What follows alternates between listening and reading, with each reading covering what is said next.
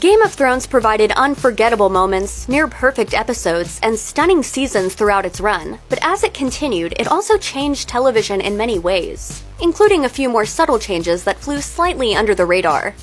As Game of Thrones started its run, it seemed to have a clear main character that viewers were supposed to rally behind, and that character was Ned Stark. As the honorable patriarch of the highborn Stark family, the Warden of the North was lured away from his family and life at Winterfell to head to King's Landing, the capital of Westeros, to become the Hand of the King. In doing so, he splinters the Stark family across the map of Westeros, leaving his wife and sons behind as he and his daughters make a new home in King's Landing. However, things take a turn for the worse when Ned discovers that the heirs to the throne aren't actually the children of King Robert Baratheon, but are instead the children of Queen Cersei and her brother.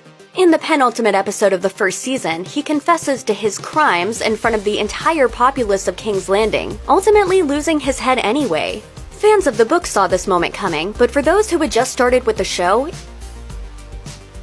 it remains one of the best moments on Thrones, perfectly setting up expectations before yanking the rug out from under the entire audience.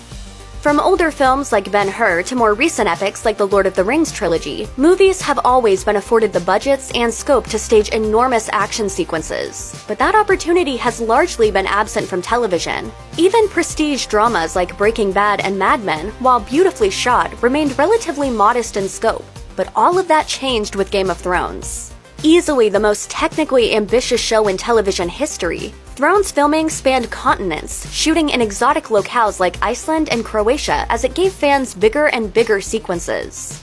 Those are brave men knocking at our door! Let's go kill them!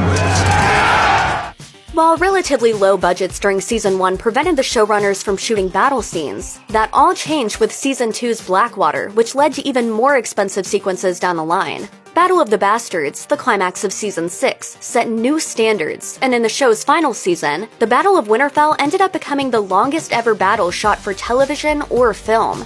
For years, television couldn't compete with film on an epic scale. Thrones proved it was not only possible, but could yield some pretty unforgettable results. Before Game of Thrones, it probably seemed like a sprawling, dense fantasy series stood little chance of becoming HBO's biggest hit of all time. Shortly after the show's premiere in 2011, however, the network clearly realized that they had a massive success on their hands and got to work making sure that the showrunners had as much money as they needed. And you will be speaking to me with more respect.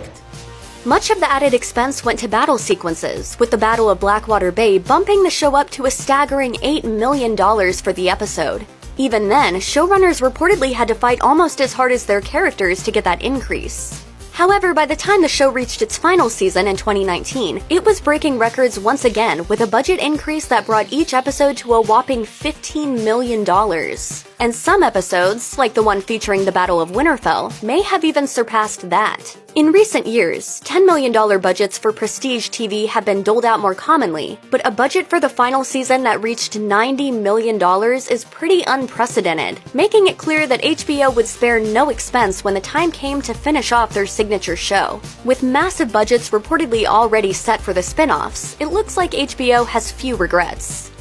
For the first 5 seasons of the show, Game of Thrones stuck pretty faithfully to its source material, the novel series A Song of Ice and Fire by George R.R. Martin, which is currently comprised of 5 books. Named for the first book in the series, Thrones tackled all of its biggest moments, including Ned Stark's execution, the infamous Red Wedding, the doomed wedding of Joffrey Baratheon, and Jon Snow's death, before moving past its source material in Season 6. Season 6 came on the heels of a particularly brutal 5th season, which contained some of the most hard-to-watch scenes in the series. Many critics and fans believed that once the show could no longer follow Martin's strict plot map, even though he was a frequent consultant on the show, the quality suffered. Whether or not it was truly able to hold its own against Martin's books, it still marks a turning point for adaptations. Source material is almost always finished by the time adaptations are filmed, so for the showrunners to even attempt to move beyond Martin's books while still maintaining the story was a massive feat. Shock value will always be synonymous with Game of Thrones. Viewers were traumatized by the Red Wedding and horrified by Hardhome, but they could also cheer as Jon and Sansa defeated Ramsay Bolton at the Battle of the Bastards, as the Night King met his defeat at the Battle of Winterfell, or as Arya changed faces to get her revenge on Walder Frey. Tell them the North remembers. tell them winter came for House Frey. That being said, this shock value wasn't always the show's most valuable or even enjoyable quality. Throughout its run, it pushed new boundaries for what viewers could withstand. The Red Wedding was bad enough, but watching multiple episodes featuring graphic torture scenes or the show's many instances of assault as a plot device often felt like too much. Even so, Thrones set new standards for shock value, and if future ambitious showrunners can learn something from its triumphs and its failures in equal measure, it can only improve the television landscape.